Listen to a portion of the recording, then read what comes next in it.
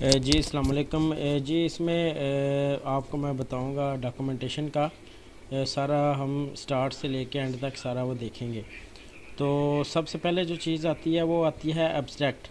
तो एब्स्ट्रैक्ट बड़ा ज़रूरी होता है। इसकी इम्पोर्टेंस ये होती है कि आपको अपने प्रोजेक्ट के बारे में ए टू जी सारी चीज़ें पता होनी चाहिए कि हमने इसमें कितनी चीज़ें करनी हैं, इसमें कितने मॉड्यूल्स हैं, इसको कैसे हमने करना है, हमारे ऑब्जेक्टिव्स क्या हैं, ये सारी चीज़ें आपको पता होनी चाहिए। तो ये लिखने के बाद हम पहले ओवरव्यू इसका कर लेते हैं जितने भी चैप्टर हैं इस डॉक्यूमेंटेशन के अंदर। सबसे पहला चैप्टर था फिजिबिलिटी रिपोर्ट का। फिजिबिलिटी रिपोर्ट का मैं आपको इंट्रोडक्शन बताता चलूँ कि ये होती क्या है, हम इसको क्यों लिखते हैं और इसका पर्पज़ क्या होता है। तो सबसे पहले इसमें आती है टेक्निकल फिजिबिलिटी। टेक्निकल फिजिबिलिटी में आपने ये लिखना है कि इस प्रोजेक्ट को जो भी जिसकी भी आप फिजिबिलिटी रिपोर्ट बना रहे हैं उस प्रोजेक्ट को करने के लिए, बनाने के लिए आपको किस चीज़ की वो ज़रूरत पड़ती है, कौन से टूल्स की ज़रूरत पड़ती है। फॉर एग्ज़ाम्पल इस प्रोजेक्ट में आपको एंड्रॉयड स्टूडियो की ज़रूरत पड़ी है, आपको जैम्प की ज़रूरत पड़ी है, तो वो हमने टेक्निकल फिजिबिलिटी में देखना है क्या ये टूल अवेलेबल है यूज़ करने के लिए। ये सारी चीज़ें आपने टेक्निकल फिजिबिलिटी में लिखनी है। दूसरे नंबर पे आता है ऑपरेशनल फिजिबिलिटी। ऑपरेशनल फिजिबिलिटी में आप देखते हैं कि इस प्रोजेक्ट को ऑपरेट करने के लिए, इस प्रोजेक्ट को चलाने के लिए, इस प्रोजेक्ट को डिप्लॉय करने के लिए हमारे पास सोर्सेज अवेलेबल हैं या नहीं, आपने ये चीज़ इसमें देखनी होती है। तीसरे नंबर पे आ जाती है इकनॉमिक फिजिबिलिटी। इकनॉमिक फिजिबिलिटी में आपने देखना है कि जो क्लाइंट का बजट है उस बजट में ये चीज़ पॉसिबल है या नहीं। अगर पॉसिबल है, अगर वो इतने पैसे इस प्रोजेक्ट के ऊपर लगा रहा है तो इसके बाद उस प्रोजेक्ट की इनकम कितनी होगी, उससे वो कमाएगा कितना। तो इसका भी हमें वो थोड़ा सा अंदाज़ा पहले से लगाना पड़ता है कि इस प्रोजेक्ट को इकनॉमिकली हमें फ़ायदा है या नहीं। इस तरह ना हो कि हम जो उसमें अपने पैसे भी लगा दें, सारी ह्यूमन रिसोर्स भी लगा दें, काम भी, टाइम भी उसमें लगे और बाद में उसमें हमें कोई फ़ायदा ही ना हो। तो इसलिए इस चीज़ को सेटिस्फाई करने के लिए, फुलफ़िल करने के लिए हमें ये ज़रूरी होता है कि हम इसको पहले से ही इसका जो है ना इसको देखें कि ये फिजिबल है या नहीं। शेड्यूल फिजिबिलिटी में आपने देखना होता है कि क्या जो क्लाइंट का टाइम है, जो उसका जिस टाइम के अंदर हमने ये प्रोजेक्ट करना है, क्या उस टाइम के अंदर हमारी टीम इसको कर सकती है या नहीं। तो इसमें हम प्रॉपर शेड्यूलिंग करते हैं जिसके अंदर आपने वो प्रोपोज़ल में गैंट चार्ट भी बनाया है। तो उसके बाद हम इसमें काफ़ी चीज़ें देखते हैं जो इसमें ज़रूरी होती हैं। उसके बाद आ जाता है स्पेसिफ़िकेशन फिजिबिलिटी।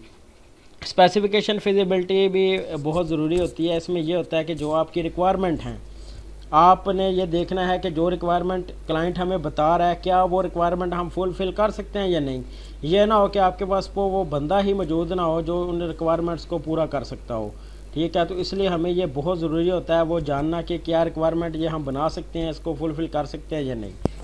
तो तीसरे नंबर पे आता है इंफॉर्मेशन फिजिबिलिटी। इंफॉर्मेशन फिजिबिलिटी में आपने देखना है कि हमारा प्रोजेक्ट जब बन जाएगा तो ये किस किस्म की इंफॉर्मेशन जो है वो आगे ये डिलीवर करेगा यूज़र्स को, कि उस इंफॉर्मेशन का कितना फ़ायदा यूज़र को पहुंचेगा, ये हमने इसमें देखना होता है। ऐसा नहीं होना चाहिए कि प्रोजेक्ट हम ऐसा बना लें कि जो इन्फॉर्मेशन ही इनकरेक्ट डिलीवर करता हो या ऐसी इन्फॉर्मेशन डिलीवर करे जिसका कोई फ़ायदा ना हो, तो वो फिर लोग यूज़ भी उसे नहीं करेंगे। तो ये सारी चीज़ें हमें पहले से देखनी चाहिए। मोटिवेशनल फिजिबिलिटी में आपने प्रोजेक्ट के ऑब्जेक्टिव्स बताने होते हैं, प्रोजेक्ट का स्कोप बताना होता है कि हम इस प्रोजेक्ट को करने का मकसद क्या था, हम क्यों कर रहे हैं प्रोजेक्ट। फॉर एग्जांपल इस प्रोजेक्ट को करने का अब आपके कंटेक्ट से हम देखते हैं, इसका मकसद यही था कि हम जो बेरोज़गारी का खात्मा करें। फॉर एग्जांपल अपनी कोई भी बंदा अपनी सर्विसेज जो है वो ईज़िली वो सेल आउट कर सके, और वो जो जिनको सर्विसेज की नीड है वो ईज़िली जो है ना एक प्लेटफॉर्म के थ्रू अपनी वो सर्विसेज है वो ले सकें। और लीगल और एथिकल फिजिबिलिटी में आपने देखना है कानूनी तौर पे, कि ये ना हो कि आप प्रोजेक्ट वो चला लें और बाद में पता चले कि कानूनी तौर पे ये जो है ना वो पॉसिबल ही नहीं है। हो सकता है इस पर पाबंदी वो अदालत लगा दे। तो इस एथिकली देख लें, कोई ऐसी चीज़ ना आप यूज़ करें कि जो मतलब कि पायरेटेड हो, या जो वायरस जिस तरह ये अब वायरस के सॉफ्टवेयर हैं, ज़ाहिर सी बात है वो लीगल तो नहीं है, इलीगल सॉफ्टवेयर हैं। तो ये आपने जहन में रखना है कि हम जो लीगल सॉफ्टवेयर है वही आप बनाएं। तो आगे हम देखते हैं। अब ये इन सारी चीज़ों को देखने के बाद फिर आपने फ़ैसला करना होता है, फिर आपने एक रिपोर्ट लिखनी होती है कि क्या ये प्रोजेक्ट करना चाहिए या नहीं। एंड पे उसको फिजिबिलिटी डिसीजन कहते हैं कि जो आपने एक डिसीजन लेनी है यस और नो की, ठीक है। क्या ये प्रोजेक्ट करना चाहिए, अगर करना चाहिए तो क्यों करना चाहिए, आपने प्रॉपर वजह भी बतानी होती है। अगर नहीं करना चाहिए तो उसकी भी वजह बतानी होती है कि इसमें हमें इतना नुकसान है, इसको अगर करेंगे तो इसका फ़ायदा नहीं हमें होगा। तो ये सारी चीज़ें विद प्रूफ आपने बतानी होती हैं। अब आगे आ जाता है प्रोजेक्ट का स्कोप, ठीक है। प्रोजेक्ट के स्कोप में आपने वही जो मोटिवेशन फिजिबिलिटी में मैंने आपको बताया कि प्रोजेक्ट की जो रिक्वायरमेंट्स हैं, उन रिक्वायरमेंट्स को अगर आप फुलफ़िल करें, अगर वो आप प्रोजेक्ट बनाएं तो उसका लोगों को क्या फ़ायदा होगा, उसका माशरे में क्या जो है ना इफ़ेक्ट पड़ेगा, उसके यूज़र को क्या इफ़ेक्ट पड़ेगा, ये सारी चीज़ें आपने स्कोप में देखनी। अगर तो पॉजिटिव इफ़ेक्ट पड़ेगा तो वो आप उसको एज आ स्कोप उधर लिख सकती हैं कि हमें ये फ़ायदा होगा इस प्रोजेक्ट को करने का। उसके बाद प्रोजेक्ट की कास्टिंग जो एक बहुत इंपॉर्टेंट चीज़ होती है फिजिबिलिटी में। ये इंपॉर्टेंट की होती है, वो इसलिए इंपॉर्टेंट होती है कि आपने देखना होता है कि जो बजट क्लाइंट दे रहा है, जो क्लाइंट बजट दे रहा है, क्या उस बजट के अंदर हम वो इजीली उसको कर सकते हैं या नहीं कर सकते। ये ना हो कि उसका बजट कम हो और आपके पैसे ज़्यादा लग जाएं, तो इसमें आपको नुकसान ही है। तो इससे कुछ टूल्स अवेलेबल हैं जिससे हम ये पता लगा सकते हैं कि हमारा जो कास्ट प्रोजेक्ट की वो कितनी आएगी। सबसे पहले फंक्शन पॉइंट एनालिसिस है, बिल्कुल इजी ये प्रोसीजर है। इसमें आप देखते हैं, इसमें आप नंबर ऑफ़ इनपुट्स देखते हैं, नंबर ऑफ़ आउटपुट्स देखते हैं कि कितनी आपको लॉजिकल फाइल्स बनानी पड़ेंगी, कितनी डेटाबेसेस बनानी पड़ेंगी। तो जितने ज़्यादा फंक्शंस निकलेंगे उस हिसाब से फिर आप अपनी वो कास्ट जो है वो निकाल सकते हैं। इसके एग्जांपल हम नीचे देखते हैं। उसके बाद project cost estimation by COCOMO model, ये एक मॉडल है। कोकोमो मॉडल 81 में ये इंट्रोड्यूस हुआ था, जिसकी बेस पे हम जो है वो लाइंस ऑफ कोड पहले कैलकुलेट करते हैं, फिर लाइंस ऑफ कोड को कोकोमो के फार्मूला में डालते हैं, तो वो हमें इजीली उसकी कास्ट जो है वो पता चल जाती है कि इसमें कितना टाइम लगेगा, इसमें कितनी कास्ट लगेगी और कितने बंदे इस प्रोजेक्ट को बनाने में लगेंगे। ये सारी चीज़ें हम कोकोमो मॉडल से पता लगा सकते हैं। इसकी एग्जांपल भी हम जो है वो नीचे देखेंगे। तीसरे नंबर पे है एक्टिविटी बेस्ड कास्टिंग। ये बिल्कुल एक सिंपल तरीका होता है कास्ट निकालने का कि जितनी आप अपने प्रोजेक्ट को एक्टिविटीज़ में डिवाइड करें और एक्टिविटीज़ को फिर आप हर एक्टिविटीज़ की जितनी कास्ट आपको आ रही है एक्चुअल कास्ट, वो आप लिखते जाएं और एंड पे आपको टोटल कास्ट मिल जाएगी कि इस प्रोजेक्ट की इतनी कास्ट जो है वो हमें पड़ रही है। उसके बाद है task dependency table. Task dependency table में क्या होता है कि ये भी बहुत इंपॉर्टेंट है। इंपॉर्टेंट क्यों है कि फॉर एग्ज़ाम्पल आप 3 बंदे इस एक प्रोजेक्ट को बना रहे हैं, तो 3 बंदे जब प्रोजेक्ट को बनाएंगे तो जाहिर सी बात है उसको टास्क में डिवाइड किया होगा। तो एक टास्क अगर दूसरे पे डिपेंड कर रहा है तो पहला बंदा तो काम लगा रहेगा, मगर दूसरा बंदे को जाहिर सी बात है उसका टास्क पहले पे डिपेंड कर रहा है तो दूसरा बंदा तो कोई काम नहीं कर सकेगा। तो इस चीज़ से बचने के लिए हम टास्क डिपेंडेंसी टेबल बनाते हैं कि एक टास्क अगर दूसरे पे डिपेंड कर रहा है तो हम दूसरे बंदे को वो वाला टास्क देंगे जो किसी पे भी डिपेंड नहीं कर रहा, ताकि हम जो काम करने का जो फ़्लो है उसको हम एक साथ लेके चलें और हम ऐसा काम ना दें। अब फॉर एग्ज़ाम्पल पहला टास्क हो गया, पहला बंदा फारिग है, अब दूसरा टास्क हम उस बंदे को देंगे जो वो भी फारिग होगा, ठीक है। दूसरा टास्क उस बंदे को मिल गया, या पहले बंदे को भी दे सकते हैं, या फिर ऐसा टास्क जो किसी को भी साइन नहीं हुआ वो फिर जिस बंदे ने कर लिया उसको हम इजीली दे सकते हैं। ये टास्क डिपेंडेंसी टेबल में हम होता है।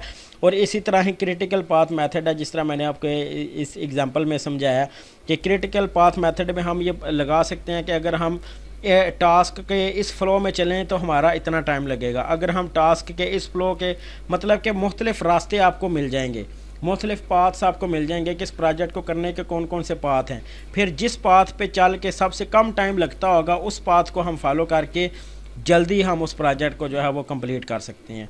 गैंट चार्ट का आपको पता ही है, गैंट चार्ट का फिर मैं आपको दोबारा भी वो बता देता हूँ। गैंट चार्ट में हम इसी तरह प्रोजेक्ट को मुख्तलिफ़ टास्क में डिवाइड करते हैं और उसको टाइम के हिसाब से हम उसको लिखते जाते हैं एक चार्ट की फॉर्म में कि पहला टास्क करेंगे तो दूसरा टास्क उसके फ़ौरन बाद हम इस दिन से लेके इस दिन तक हम करेंगे। तो ये सारा हम जो है ना शेड्यूल बेसिकली वो हम बनाते हैं इसके अंदर। तो उसके बाद टीम मेंबर का इंट्रोडक्शन आपने बताना है कि क्या जो हमारे टीम मेंबर हैं उनमें वो स्किल भी मौजूद हैं या नहीं।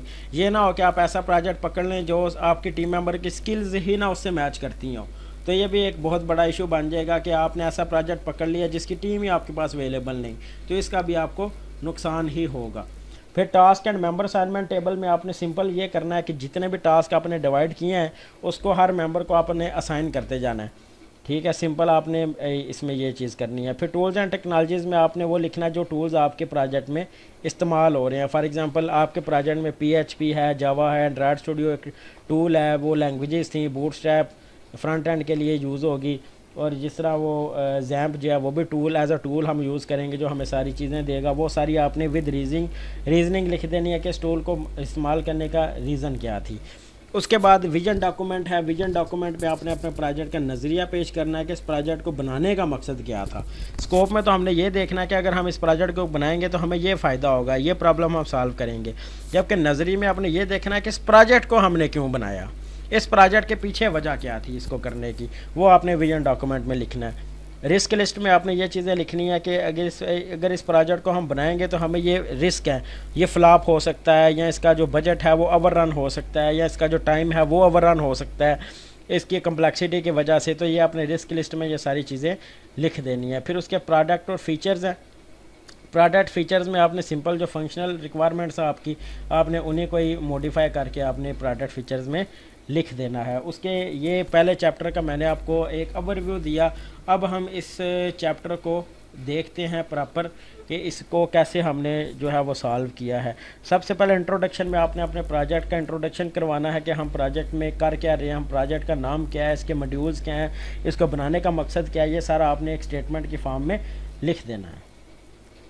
उसके बाद इसकी फिजिबिलिटी रिपोर्ट में जैसा कि मैंने वो आपको सारी चीज़ें ऊपर एक ओवरव्यू दिया है, इसी तरह ही हम सबसे पहले प्रोजेक्ट की फिजिबिलिटी देखेंगे, फिर उसका प्रोजेक्ट का स्कोप देखेंगे, फिर टास्क डिपेंडेंसी टेबल बनाएंगे, फिर क्रिटिकल पाथ मेथड देखेंगे कि कौन सा जो पाथ है वो शॉर्ट पाथ है, उस अगर जौन सा पाथ शॉर्ट होगा उसको हम फॉलो करके प्रोजेक्ट को जल्दी हम कर सकते हैं। तो इसी तरह ये टेक्निकल फिजिबिलिटी आपने सारा ये इसको पढ़ लेना है। ये बिल्कुल इजी वे में मैं लिखी हुई हैं, ये अगर आपको समझ नहीं आएगी तो आपने मेरे से दोबारा पूछ लेना है। ये जो मेन इसमें चीज़ थी ये कॉस्ट एस्टिमेशन थी, उसकी मैंने कहा था कि एक एग्जांपल देखते हैं। सबसे पहले फंक्शन पॉइंट एनालिसिस को हम देखते हैं। ये एक टूल मैंने इस्तेमाल किया सॉफ्टवेयर इंजीनियरिंग टाइनी टूल्स, जिसमें फंक्शन पॉइंट कैलकुलेटर था। इसमें हम देखें ये मैंने नंबर ऑफ़ यूज़र इनपुट कितनी थी प्रोजेक्ट की 4, नंबर ऑफ़ यूज़र आउटपुट्स कितनी थी 4, नंबर ऑफ़ यूज़र इंक्वायरीज़ कितनी थी 5, और नंबर ऑफ़ फाइल्स कितने थे 6। ये सारी चीज़ें आपने इधर काउंट में करते जाना है और उसको एक फैक्टर दे देना है कि ये हमारे लिए सिंपल थी, एवरेज थी या कम्प्लेक्स थी। ये किस बेस पे आपने देना है कि अगर वो आपने कस्टमर की रिक्वायरमेंट को देखना है, अगर वो कस्टमर उसको इतनी अहमियत नहीं दे रहा तो आपने वो सिंपल रखना है। अगर कस्टमर कह रहा है यार ये बहुत ज़रूरी है या आपने इसको बनाना ही बनाना है तो उसको आप कम्प्लेक्स कर सकते हो। अगर आप कस्टमर उसमें कोई आपका थोड़ा आगे पीछे कर सकता है तो उसको आप एवरेज में रखें। तो इसलिए इसको हम अपने मुताबिक एडजस्टमेंट कर सकते हैं, तो इसलिए हम इसको एवरेज में ही रखेंगे। तो इस तरह आपने ये सारे वैल्यूज़ पुट करनी है। तो ये एंड पे आपको ये एक क्वेश्चन से जो आप कस्टमर से सॉल्व करवाते हैं, कस्टमर से पूछते हैं कि हाँ भाई आपका बैकअप एंड रिकवरी भी आपको चाहिए। अगर वो उसको जितने वो नंबर देगा उस हिसाब से आपने ये लिखते जाना है। और फिर आपको एंड पे ये फंक्शनल पॉइंट्स, ये आप नीचे देखें, ये एंड पे आपको ये फंक्शन पॉइंट्स वो निकाल के वो दे देगा कि इतने आपके फंक्शन पॉइंट्स हैं जो इस प्रोजेक्ट के निकले हैं। उसके बाद हम देखते हैं कोकोमो मॉडल। ठीक है, ये बहुत ही इम्पॉर्टेंट है, इसके बारे में वो काफ़ी क्वेश्चन भी आपसे पूछे जा सकते हैं। ये कोकोमो मॉडल में 3 तरह के प्रोजेक्ट्स होते हैं। 3 तरह के प्रोजेक्ट्स होते हैं, एक होता है ऑर्गेनिक, एक होता है सेमी डिटैच और एक होता है एम्बेडेड। ऑर्गेनिक में एक लाइंस ऑफ कोड को एक कह लें आपके एक लिमिट दे दी जाती है। फॉर एग्जांपल अगर 100 लाइंस ऑफ कोड हैं तो आप ऑर्गेनिक टाइप सेलेक्ट कर सकते हैं। दरअसल ये कोकोमो की टाइप्स हैं। ठीक है, आपने जिस टाइप की का कॉस्ट निकालनी है वो आप टाइप सेलेक्ट कर सकते हैं। ज़ाहिर सी बात है प्रोजेक्ट की भी टाइप्स होंगी। फॉर एग्जांपल एक प्रोजेक्ट की 100 लाइंस ऑफ कोड है तो वो सिंपल है, तो सिंपल के लिए आप ऑर्गेनिक सेलेक्ट करेंगे। अगर एक प्रोजेक्ट की लाइंस ऑफ कोड है 500, तो वो आप सेमी डिटैच सेलेक्ट करेंगे। अगर प्रोजेक्ट की लाइन 500 से भी एक्सीड कर रही हैं तो उसको आप एम्बेडेड कर सकते हैं। एम्बेडेड जो टाइप है वो ऑर्गेनिक और सेमी डिटैच का जो वो है वो मिक्सचर होता है, जो ऑर्गेनिक टाइप है कोकोमो मॉडल की। तो इसमें हम देखते हैं नीचे, अब आपने ये किलो लाइंस ऑफ कोड हमें ये उसने सेमी डिटैच का ये फार्मूला है, उसके अंदर आपने सिंपल ये वैल्यूज़ पुट करनी है जो ऊपर से आपको मिल जाएंगी। वो सिंपल आप वैल्यू पुट करेंगे तो आपको ये नीचे उसकी आंसर निकाल के वो दे देगा। अब ये देखें, ये इसकी सारी वैल्यूज़ ऑलरेडी लो में कितने ये कास्ट ड्राइवर हैं। ये कास्ट ड्राइवर कौन से होते हैं कि जो आपको कास्ट निकालने के लिए हेल्प करते हैं। फॉर एग्जांपल प्रोडक्ट के एट्रीब्यूट कौन से हैं कि उसके लिए सॉफ्टवेयर जो रिक्वायर्ड है उसकी वैल्यू कितनी है, अगर उसका डेटा बाय साइज़ कितना है, उसका प्रोडक्ट कम्प्लेक्सिटी कितनी है। अगर आपने उसको लो रखना है तो आप ये वैल्यू सेलेक्ट करेंगे, अगर आपने उसको नॉमिनल रखना है तो आप ये वाली वैल्यू सेलेक्ट करेंगे। फॉर एग्जांपल मैंने अब ये प्रोडक्ट एट्रीब्यूट को नॉमिनल में रखा हुआ है तो मैं इसकी वैल्यू क्या लूँगा 1.0। इसी तरह ही आपने ये सारी वैल्यू सेलेक्ट कर लेनी है। जब ये आप वैल्यू सेलेक्ट कर लेंगे तो ये आपके पास, अब ये देखें, अब इसमें बूटस्ट्रैप मैंने इस्तेमाल की तो बूटस्ट्रैप के लिए 32 वैल्यू है, PHP के लिए 70 है। ये वैल्यू ऑलरेडी ऊपर डिफाइंड है। तो इनको आपने ये 1.72 जो वैल्यू निकली है, आप ऊपर जितने भी आपने वो एट्रीब्यूट्स उसके सेलेक्ट किए थे तो 1.72 वैल्यू उसकी आ गई थी। फिर आपने इन्हीं वैल्यूज़ को, जो आप ये वैल्यूज़ निकाल रहे हैं, उनको आपने इस फार्मूला के में पुट करना है तो ये आपको निकाल के दे देगा कि आपका 19% पर मंथ आपका वो टाइम निकल रहा है कि 19% आपके लगेंगे हर महीने, और इसमें कितने मंथ लगेंगे 7 मंथ। तो ये आपका वो टाइम भी निकल आया और उसकी वो एफ़र्ट भी निकल आई और इसकी कॉस्ट भी आपको निकल आई कि कितने इसके पैसे लगेंगे। अब नीचे हम ये देखें, ये सब हमें ये जो वैल्यूज़ मिली हैं इसमें हमें एक एफ़र्ट पता लगी कितनी लगेगी, उसके बाद हमें टाइम पता लग गया कि इसका डेवलपमेंट टाइम कितना है, और उसके बाद हमें प्रोजेक्ट की कॉस्ट पता लग गई कि इसकी कॉस्ट कितनी है। कॉस्ट हमारे पास जो निकल रही है वो है 2,80,000 रुपया। इसके जो कॉस्ट हमारे पास निकली है इस हिसाब से जो हमने इसमें किया है। उसके बाद एक्टिविटी बाय बेस कास्टिंग है, वो बिल्कुल सिंपल। मैंने आपको बताया था कि प्रोजेक्ट को आपने एक्टिविटीज़ में डिवाइड करना है और जिस एक्टिविटीज़ के जितने पैसे आपको आपके एस्टिमेटेड हैं वो आपने लिखते जाने हैं और जितनी उसकी ड्यूरेशन है, इस जब एंड पे आपने उसको कर लेना है प्लस, तो आपको जितने वो कास्ट होगी वो सारी निकल आएगी, और जितना ड्यूरेशन भी आपने प्लस करना है तो आपको ड्यूरेशन और कास्ट दोनों चीज़ें आप निकाल सकते हैं ईज़िली। ये बाकी सारी चीज़ें भी आपने वो देख लेनी है, वो बिल्कुल इजी हैं। ये फिजिबिलिटी रिपोर्ट में जिसकी समझ ना आई वो आप मेरे से पूछ लेना। वो मैंने आपको ऊपर ओवरव्यू दे दिया है, आप उससे इस वीडियो को आप देखेंगे तो आपको वो सारी समझ आ जाएगी इस चैप्टर की।